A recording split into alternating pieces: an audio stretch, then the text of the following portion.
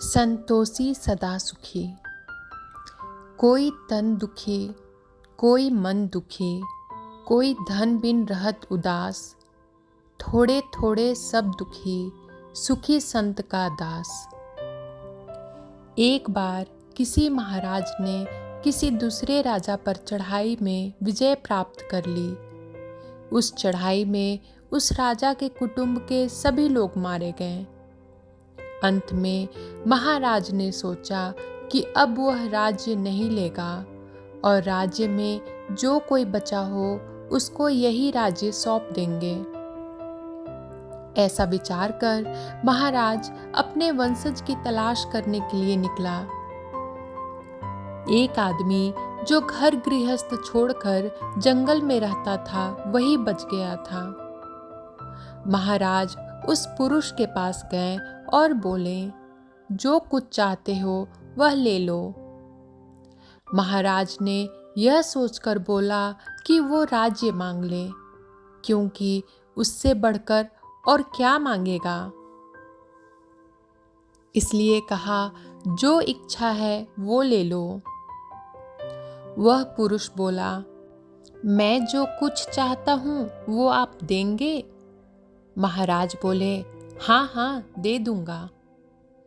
वह पुरुष बोला, महाराज हमें ऐसा सुख दो कि जिसके बाद फिर कभी दुख नहीं आए।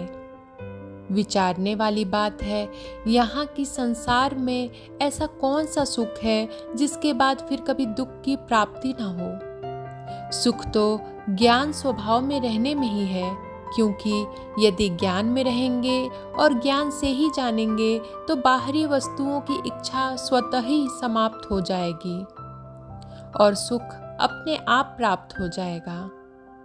वास्तव में संसार में ऐसा कोई सुख नहीं है जिसके बाद दुख ना आता हो।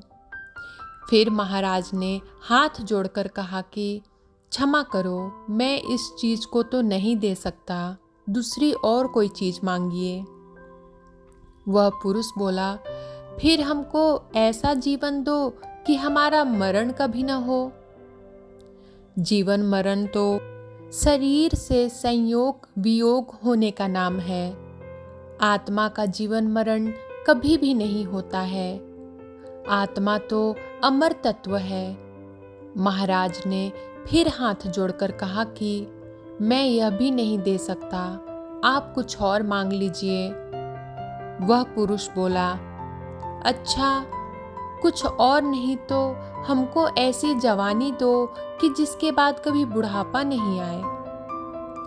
अंत में महाराज हार मानकर और हाथ जोड़कर वहां से चल दिए और अंत में उन्हें समझ आया कि यह संसार से कुछ नहीं चाहता है, यह अपनी आत्मा में ही खुश है। जो अपनी आत्मा को देखकर प्रसन्न होता है उसे बाहर में कहीं भी सुख नहीं दिखता है, और जो बाहर में सुख देखता है उसे अपनी आत्मा भी नहीं दिखाई देती है।